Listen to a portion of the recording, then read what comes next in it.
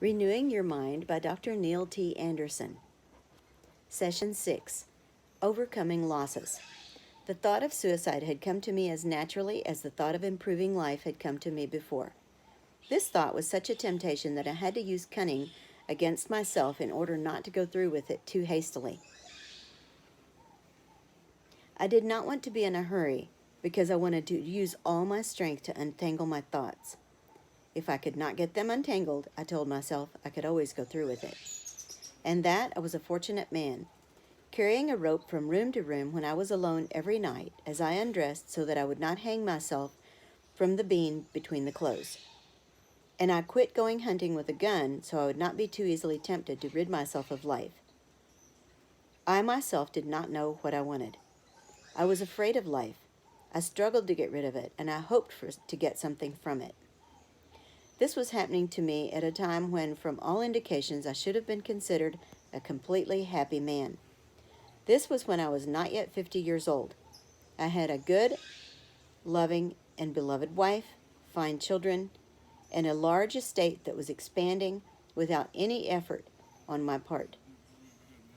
More than ever before, I was respected by friends and acquaintances, praised by strangers, and I could claim a certain renown without really deluding myself. Leo Toolsty, in Confessions. Dearest, I feel like I'm going mad again. I feel like I can't go through another of those terrible times. And I shan't recover this time.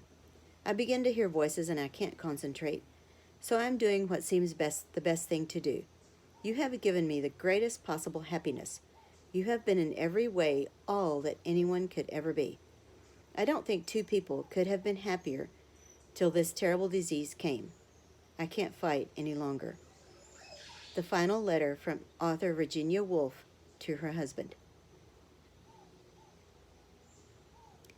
My wife was set free from 5 years of clinical depression after working through the steps to freedom in Christ.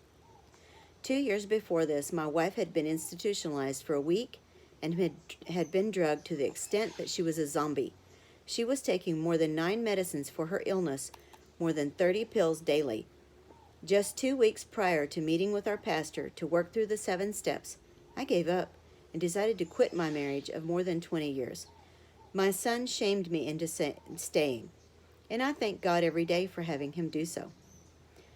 After working through the 7 steps and praying for for the renewing of my wife's mind, we saw a healing by God. My wife was able to stop all of the medications except for 2.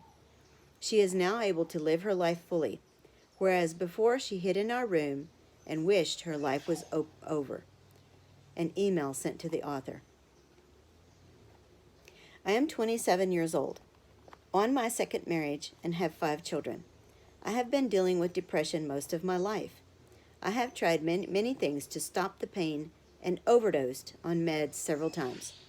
My church was doing Victory Over the Darkness video series when I saw the lesson, The Battle for Our Minds. I realized that I wasn't crazy. I have always heard voices in my head, but was afraid to tell anyone. My pastor led me through the steps to freedom in Christ. The voices are gone. I am a new person. I wake up with a song of praise every morning.